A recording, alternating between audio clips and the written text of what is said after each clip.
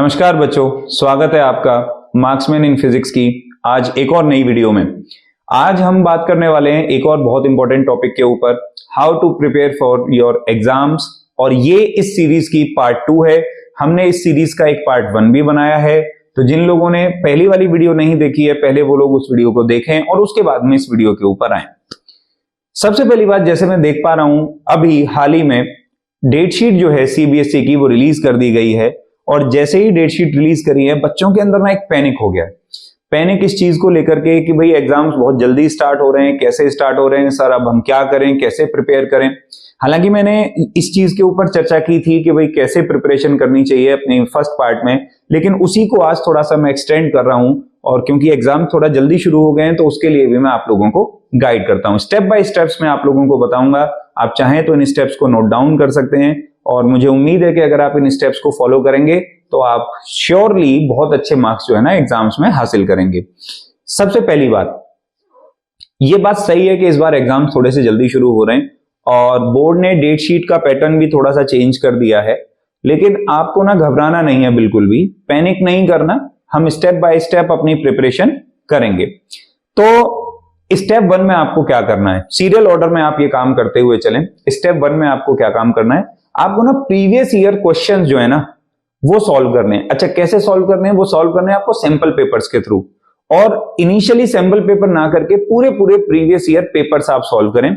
इसके लिए आप कोई भी बुक को प्रिफर कर सकते हैं। मैं एक दो बुक का नाम ले लेता हूं, जैसे शिवदास आप प्रेफर कर सकते हैं, और भी कंपनियों की आती है। मैं कोई प्रमोट नहीं कर रहा हूं शिवदास को, लेकिन आप शिवदास को ले सकते हैं। और आपको करना क्या है कि भाई इन बुक्स के अंदर ना दिल्ली का प्रीवियस ईयर पेपर होगा। जैसे फॉर एग्जांपल 2018 की बात करें तो दिल्ली 2018, दिल्ली 2019 2020, फिर ऑल इंडिया 18 19 20, फिर कंपार्टमेंट 18 19 20, फिर फॉरेन 18 19 20।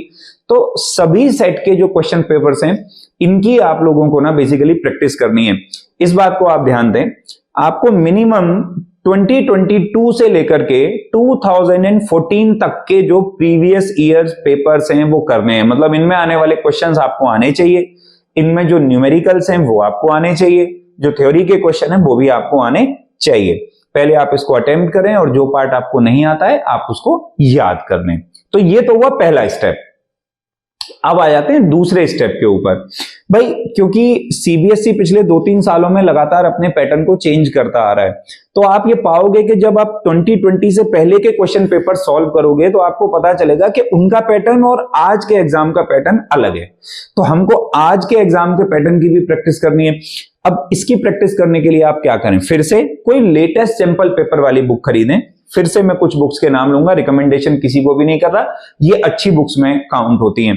एक तो एमटीजी की सैंपल पेपर्स आती है भाई, और एक आता है टुगेदर का ईएडी। दोनों ही बहुत अच्छे सैंपल पेपर्स हैं। आप क्या काम करें, लेटेस्ट पैटर्न की प्रैक्टिस करने के लिए आप इन दोनों में से कोई सी भी एक बुक परचेज कर लीजिए और वहां से इन क्वेश्चन पेपर्स को जो है ना सॉल्व कर लीजिए। इससे क्या होगा, आपके लेटेस्ट पैटर्न के जो क्वेश्चन पेपर्स हैं वो भी बेसिकली आपके सॉल्व हो जाएंगे।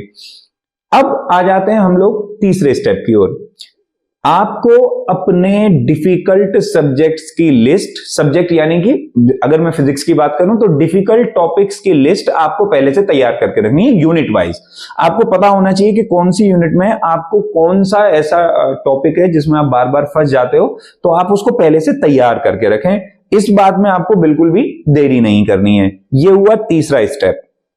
चौथे स्टेप में आपने क्या काम करना है, आपके जो शॉर्ट नोट्स हैं वो प्रिपेयर होने चाहिए। मतलब ऐसा नहीं होना चाहिए कि कल एग्जाम है और उससे पहले मैं पूरी थ्योरी पढ़ रहा हूं, नहीं ऐसा नहीं होना चाहिए।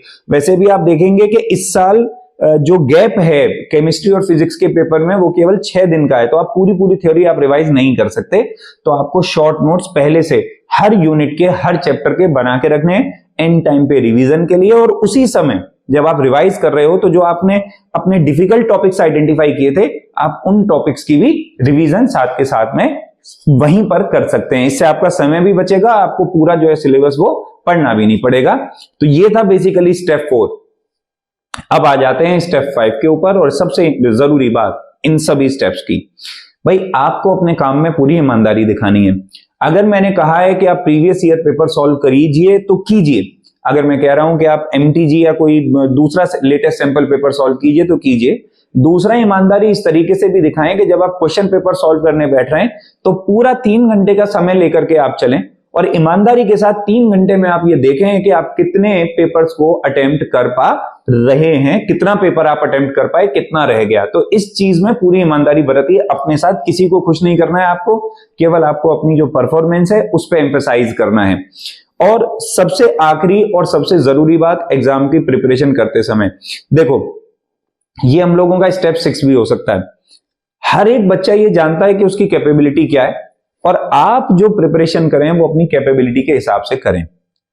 मैं ये नहीं कह रहा कि हर बच्चे को 90 नहीं लाना चाहिए, लेकिन आपको समझना चाहिए कि हर बच्चा 90-95 नहीं ला सकता। आप जानते हो कि आप कहां स्टैंड कर रहे हो।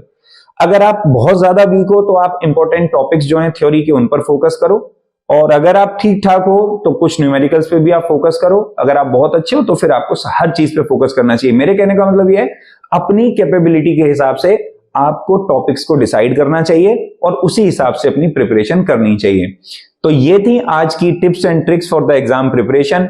आप सभी के एग्जाम्स बहुत ज्यादा नजदीक आ ही चुके हैं, कुछ समय नहीं बचा है। मुझे उम्मीद है कि अगर आप इन टिप्स और ट्रिक्स को फॉलो करेंगे तो आप एग्जाम्स में अच्छे नंबर लेकर के आ पाएंगे। और उससे भी बड़ी बात कि एग्जाम्स नजदीक हैं, पैनिक नहीं करना आप सभी लोगों को। और मुझे उम्मीद है कि ये वीडियो आप लोगों को अच्छी लगी होगी। अगर बिल्कुल भी आपके ये काम आई है, थोड़ी भी अगर आपके काम आई है, तो इस वीडियो को आप ज्यादा से ज्यादा शेयर करें, चैनल को सब्सक्राइब करें, कमेंट करें अपने वैल्यूएबल सजेशंस और वीडियो को लाइक करें। आप सभी लोगों को मेरी तरफ से एग्जाम्स के लिए बेस्ट विशेस। Thank you.